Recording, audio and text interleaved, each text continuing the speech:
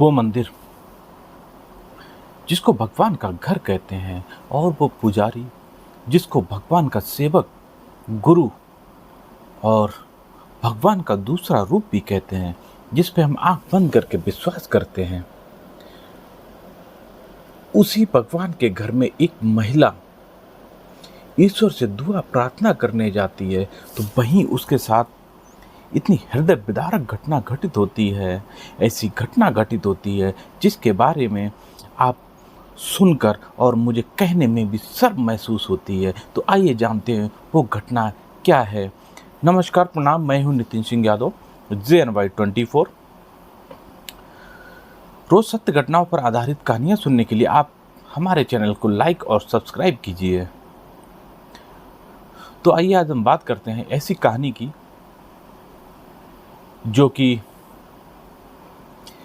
आज एक ऐसी घटना को बताने जा रहा हूं जिसको सुनकर भगवान, ईश्वर, अल्लाह, चर्च, मंदिर, मस्जिद आदि में जाने में भी लोगों को डर लगेगा और इन सब चीज़ों पर विश्वास उठ जाएगा। तो बात करते हैं मुंबई के बेलापुर से लापता हुई 30 वर्षीय महिला की, जो अक्सर मंदिर जाया करती थी और अपने परिवार की सुख शांति के लिए दुआ मांगा करती थी, प्रार्थना किया करती थी। और क्योंकि वो महिला की अक्सर घर में लड़ाई झगड़ा हुआ करता था, उसकी सास ससुर से बनती नहीं थी, आपस में झगड़ा होता था और उसके पति से भी झगड़ा होता रहता था।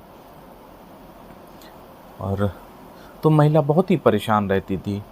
वो सोचती थी कैसे भी हमारे घर का झगड़ा खत्म हो और हमारे परिवार में शांति आए।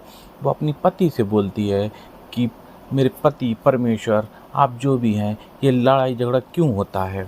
क्या आप अपने मम्मी पापा को समझा नहीं सकते कि मैं आपके घर की बहू हूँ, तो फिर आप हमसे क्यों लड़ते हैं? क्या वजह? मैं आपको खाना नहीं देती हूँ, क्या दिक्कत है? तो पति कहता है कि अगर मेरे माँ बाप हैं, वो बूढ़े बाड़े हैं, अगर वो कुछ कहते हैं तो आप सुन लिया करो, सुनने में कोई दिक्कत नहीं, परेशानी नहीं, आप इधर से सुनो, उधर से निकाल दो, लेकिन उनकी बात सुन लो, वो क्या कह रहे हैं क्या नहीं, जो भी वो कहते हैं, तो हो सकता है उसमें हम लोग की भलाई छिपी हो, ऐसा भी तो हो सकता है। तो महिला कहती ठीक है, मैं सुनती हूँ, लेकिन कब तक सुनूं? इसी बात में, इन्हीं सब चीज़ों के पीछे उसकी पति से भी झगड़ा हो जाया करता था। और अक्सर जब उस महिला का झगड़ा घर में होता था, तो वो झगड़ने के बाद अपने मायके चली जाया करती थी और कुछ दिन वहीं रहती थी। रहने के बाद जब थोड़ा शांति होती थी तो वो फिर से अपने ससुराल चली आती थी, क्योंकि आखिर ससुराल भी उसका घर होता है और पति उसका परमेश्वर है। तो इन लोग को भी छोड़ के वो नहीं रह पाती थी, लेकिन झगड़ा अक्सर होता था। तो ऐसे ही फिर से एक बार झगड़ा होता है, तो वो क्या करती है, 6 जुलाई को सुबह करीब 6 बजे महिला अपने पति और सास ससुर से झगड़ा होता है उसका। और फिर से भाई इस बार इतना झगड़ा ज़्यादा हो जाता है कि वो महिला सारा सामान उठा के अपना पैक करके घर से बाहर निकल आती है। तो महिला हाथ में बैग लिए हुए थी और हाथ में बैग लेने के बाद वो रोड से निकल लेती है। तो इस बार वो महिला क्या करती है, वैसे तो वो अपने झगड़ा करने के बाद अपने मायके चली जाया करती थी, लेकिन इसी तरह वो रास्ते में एक मंदिर पड़ता है जिसमें अक्सर वो आया करती थी अपने ईश्वर के पास, और मन को शांति मिलती थी उसको यहाँ आने के बाद। तो इस बार वो मायके ना जाके वो क्या करती है, वो महिला मंदिर की तरफ चली आती है और वो ऊपर देखती है। तो वो सोचती है क्यों ना आज इस मंदिर में ही ठहर जाऊं। इतना सब बोलने के बाद वो महिला मंदिर की सीढ़ियों पर चढ़ने लगती है, क्योंकि मंदिर पहाड़ी पे स्थित होता है और वहाँ पे बहुत सारी हरियाली होती है, फुलवारी होती है। वहाँ इतना सुंदर लगता है कि उसकी शोभा देखते ही बनती है। तो महिला ने भी उसको देखा और ऊपर चली आती है। जब वो मंदिर परिसर में पहुँच जाती है तो वहाँ बैठने के बाद एक बार चैन की सांस लेती है। उसको वहाँ पे बड़ा शांति मिलती है, क्योंकि वो मंदिर था, भगवान का घर था। तो महिला वहाँ पे बैठ जाती है और उसको बहुत शांति मिलती है। और उसके बाद वो क्या करती है, थक गई थी तो झोला रख देती है, झोले के ऊपर सर रख के वो महिला वहीं पे लेट जाती है। जब वो वहाँ लेट जाती है तो उसको दिल, मन, तन सबको बहुत शांति मिलती है। अब होता यह है कि जो मंदिर का मुख्य पुजारी होता है वो उस दिन मंदिर में नहीं होता है। वो असल में उत्तर प्रदेश में प्रतापगढ़ जिला है, वहाँ पे और मंदिर था, तो उसकी देख रेख के लिए वो मुख्य पुजारी वहाँ गए हुए थे। उन्होंने गाय भी पाली हुई थी मंदिर में, जिनकी देख रेख के लिए उन्होंने उत्तर प्रदेश से संतोष कुमार मिश्रा, जिसकी उम्र 45 साल की थी, संतोष कुमार मिश्रा उत्तर प्रदेश के प्रतापगढ़ में एक मंदिर की देखभाल किया करता था और वहाँ वह 5 जुलाई को मुंबई आया था। और उसने अपने ज़िले के ही एक उसका मित्र था जिसका नाम राम कुमार पांडे था, उसकी उम्र 54 साल की थी, उसको भी अपने साथ रहने को बुला लेता है। और एक उसका तीसरा मित्र था श्याम सुंदर शर्मा, 62 साल। यह श्याम सुंदर शर्मा सरकारी कर्मचारी के पद से रिटायर हुआ था और वो सारा समय मंदिर में ही दिया करता था। अब श्याम सुंदर शर्मा, संतोष कुमार मिश्रा और राजकुमार पांडे ये तीनों ही मंदिर में समय दिया करते थे। और जब महिला वहाँ पे पहुँचती है तो ये तीनों वहाँ पे मौजूद होते हैं। जब महिला को अकेला लेटे हुए देखते हैं तो ये लोग तीनों महिला के पास आते हैं और महिला से उठाते हैं और उससे पूछते हैं कि तुम यहाँ पे क्यों लेटी हो, क्या वजह है, तुम सुबह से यहाँ पे आई हो और अभी तक लेटी हो। तो महिला उन लोग को अपनी गाथा बताती है, अपनी व्यथा बताती है कि मैं बहुत परेशान हूँ, मेरी सास ससुर से लड़ाई हो जाती है और मेरे पति से भी इस बार लड़ाई हो गई है, तो मैं घर छोड़ के आ गई हूँ। वैसे तो मैं अपने मायके जा रही थी, लेकिन मैंने मंदिर को देखा तो सोचा यहाँ पे मुझे शांति मिलेगी, इस वजह से मैं मंदिर में आ गई हूँ। इतना सुनने के बाद वो तीनों उससे कहते हैं चलो तुमने ठीक किया, यहाँ पे आ गई हो तो अच्छा है, कोई दिक्कत नहीं है, भगवान के मंदिर में हो, यहाँ पे तुम आराम करो और जब तक रुकना है रुक सकते हो, और अगर तुम्हें भूख लगी हो तो मैं तुम्हारे लिए खाना भी मंगवाता हूँ। तो वो मना करती है, लेकिन फिर भी संतोष कुमार मिश्रा जो है राजकुमार को बोलता है कि महिला के लिए आप कुछ खाने का इंतज़ाम करो। तो वो राजकुमार होता है अंदर से थोड़ा खाना लेके आता है, जो महिला उसको खाना खा के थोड़ा तृप्त होती है और वहीं पे ठंडा पानी पीती है। फिर उसके बाद महिला उन तीनों के साथ बातें करने लगती है और अपने परिवार की सारी व्यथा बताती है कि मैं बहुत परेशान रहती हूँ, पति भी हमसे लड़ते हैं और सास ससुर भी लड़ते हैं। इन सब बातों में उसका समय कट जाता है, तब तक वो शाम हो चुकी होती है। अब संतोष कुमार मिश्रा राजकुमार को बोलता है कि जाओ इनके लिए चाय बना के लाओ। तो राजकुमार जो है महिला के लिए चाय बनाने के लिए चला जाता है। जब चाय बनाने के लिए जाता है तो पीछे से संतोष कुमार और दूसरा श्याम सुंदर था वो भी पहुंचते हैं। अब उनके मन में खुरापात जागने लगती है, क्योंकि वहाँ पे एक अकेली महिला को पाकर इन तीनों के मन में खुरापात आ जाती है। अब इनके अंदर दिमाग में एक हवस सवार होती है, इनके अंदर सेक्स सवार होता है। जबकि ये मंदिर में बैठे हुए होते हैं, फिर भी इनके मन में, इनके दिमाग में एक शैतान पैदा हो जाता है। अब शैतान आने के बाद अब ये तीनों, इनकी काम वासना सवार हो जाती है। अब तीनों ये आपस में बैठ के बातें करते हैं कि क्यों ना इस महिला के साथ आज संभोग किया जाए, इससे शारीरिक संबंध स्थापित किए जाएं। यही सब बातें करने के बाद संतोष कुमार मिश्रा राजकुमार को बोलता है कि इस महिला की चाय में थोड़ी सी भांग मिला दो, जिससे इसको नशा हो जाएगा। तब तक श्याम सुंदर बोलता है कि ऐसा ना हो इस महिला को पता चल जाए और हम लोग की शिकायत हो, कहीं पुलिस थाना हो जाए, जिससे हम लोग फंस सकते हैं। तो संतोष कुमार मिश्रा बोलता है कि नहीं, कुछ नहीं होगा यार, ये तो भांग है, भांग से कुछ नहीं होता है, भांग से ये बेहोश हो जाएगी और इसको नशा हो जाएगा, इसने कभी नशा तो किया नहीं है, तो भांग के नशे में इसको कुछ भी होश नहीं रहेगा। तो तीनों सहमति जताते हैं और महिला के पास जाते हैं। तीनों अपनी अपनी चाय लेके, एक चाय जिसमें भांग मिली होती है उस महिला को भी पिलाते हैं। महिला चाय पीने के बाद उस पे नशा होने लगता है और वो बेहोश सी होने लगती है। वो नशे में आके वहीं लेट जाती है। अब वो तीनों एक दूसरे की तरफ देखते हैं और बहुत खुश होते हैं। तो वो क्या करते हैं कि उस महिला को वहाँ से उठाकर वहीं इनके विश्राम स्थल की जो कोठरी बनी थी उस महिला को वहाँ पे ले आते हैं और तख्त पे लिटा देते हैं।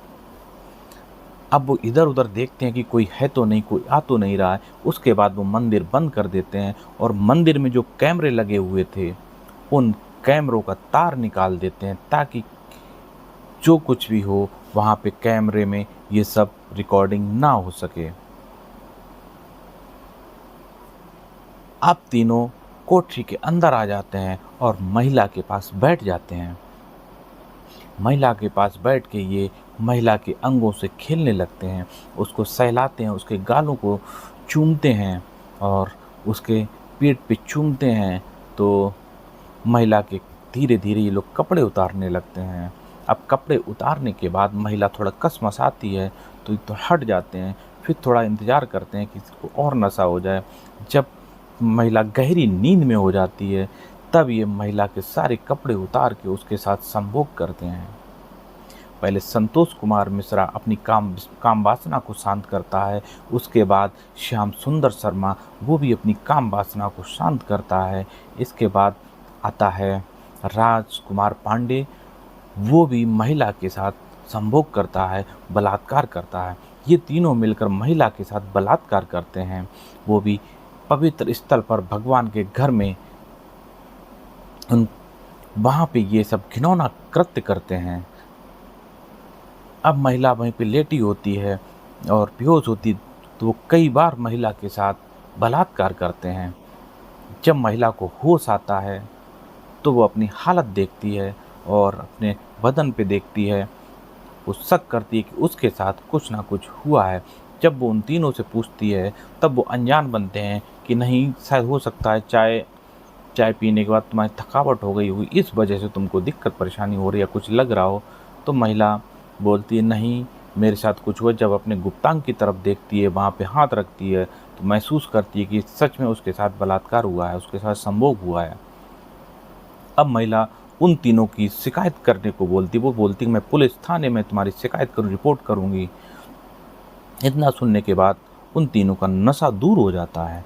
अब वो कहते हैं कि अगर इस महिला ने मेरी शिकायत कर दी तो हम लोग को जेल हो जाएगी।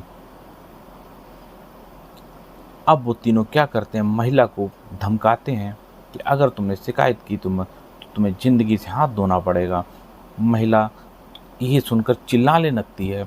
जब वो चिल्लाती है तो एक राजकुमार होता है, वो महिला का मुंह दबा लेता है। मुंह दबाने के बाद फिर से वो दोनों महिला के ऊपर लिपट जाते हैं। फिर से महिला को जोर ज़बरदस्ती करते हैं। जोर ज़बरदस्ती करते हुए महिला भागने लगती। तब तक श्याम सुंदर जो होता है महिला के सर पे ईंट से वार कर देता है। ईंट से वार करने के बाद महिला के सर से खून की धार बह जाती है। धार बहने के बाद महिला वहीं अचेत होकर जमीन पे गिर पड़ती है। अब ये दोनों घबरा कर सोचते हैं अगर जिंदा रह गई तो हम लोग को ये जेल कटवाएगी। अब वो तीनों महिला को ताबड़तोड़ वार करते हैं, डंडों से मारते हैं, पीटते हैं और सर पे इसके वार करते हैं। जब महिला बेहोश होकर गिर जाती है फिर ये उसकी गर्दन दबा देते हैं। गर्दन दबाने के बाद महिला की मृत्यु हो जाती है, उसका दम घुट जाता है, उसके प्राण पखेरु उड़ जाते हैं। जब उस महिला की मृत्यु हो जाती है अब महिला को ये लोग उठा के फिर से स्टोर रूम में रख देते हैं। जब वो महिला को स्टोर रूम में रखते हैं, क्योंकि वो हत्या 7 जुलाई को सुबह वो हत्या करने के बाद तीनों ने शव को स्टोर रूम में रख दिया। फिर 8 जुलाई को मौका देखकर उस महिला के शव को वो तीनों पहाड़ी से नीचे फेंक देते हैं। पहाड़ी के नीचे फेंकने के बाद वहाँ पे खून की सफाई करते हैं और पूरा मंदिर वो धो डालते हैं ताकि कोई निशान न रह जाए। अब 9 जुलाई को कुछ भक्त आते हैं मंदिर में, तो ऐसे घूमते फिरते हैं तो पहाड़ी के नीचे देखते हैं तो एक भक्त को पहाड़ी से नीचे उस महिला की लाश नज़र आई। तो उसने शोर मचाना शुरू कर दिया और इसी बीच उसने पुलिस को फ़ोन कर दिया। पुलिस को सूचना दी जाती है तो पुलिस वहाँ पे फ़ौरन आती है और छानबीन करती है, पूछताछ की जाती है, उन तीनों से पूछता है तो लेकिन वो तीनों ऐसी कोई घटना से इनकार कर देते हैं। लेकिन जब वहाँ पे लगे सीसीटीवी लगा देखते हैं तो पुलिस वालों ने तहकीकात की और सीसीटीवी की फुटेज निकाली। लेकिन बाकी फुटेज थी, लेकिन जिस दिन महिला आई थी शाम की फुटेज गायब थी। अब पुलिस वालों को शक हो जाता है और तीनों पुजारियों को हिरासत में लेकर पूछताछ की जाती है। जब तीनों से पूछताछ करते हैं उसके बाद तीनों की करतूत खुलती है और तीनों अपना जुर्म कबूल लेते हैं। जुर्म कबूलते हैं और बोलते हैं हाँ इस महिला आई थी और हम तीनों ने मिलकर इसके साथ बलात्कार किया है। अब पुलिस उन तीनों को उठा के जेल में बंद कर देती है और महिला की मृत्यु हो जाती है और उसके सास ससुर पति उसकी लाश को लेने आते हैं, लाश का पोस्टमार्टम करवाते हैं। मुख्य पुजारी आते हैं और उनसे भी पूछताछ होती है लेकिन वो निर्दोष साबित होते हैं। तो साथियों, ये कहानी सुनाने का मतलब हमारा किसी का दिल दुखाना नहीं है, किसी को परेशान करना नहीं है। बस ये कहानी सुनाने का हमारा आशय यही है कि आप सब लोग को जागरूक कर सकें, सतर्क कर सकें और सावधान कर सकें। ये कहानियाँ सुनाने से आप लोग शायद कुछ सतर्क हो जाएं, सावधान हो जाएं और जागरूक हों, ताकि हमारे आस पड़ोस का माहौल, हमारे समाज को, हमारे बहू बेटियों, हमारे बच्चों को सुरक्षा प्रदान हो सके। क्योंकि समाज में ऐसे तमाम भेड़िए घूम रहे हैं जो साधु राक्षस जो हैं वो इन साधु सन्यासियों का रूप रख लेते हैं और मौका मिलते ही हबसी भेड़ियों और राक्षसों की तरह हमारे समाज पे टूट पड़ते हैं, हमारी बहू बेटियों पे टूट पड़ते हैं। तो कृपया आप सभी लोग सावधान रहें, सतर्क रहें और आप लोग अपना ख्याल रखें। मस्त रहें, स्वस्थ रहें। जय हिंद, जय भारत।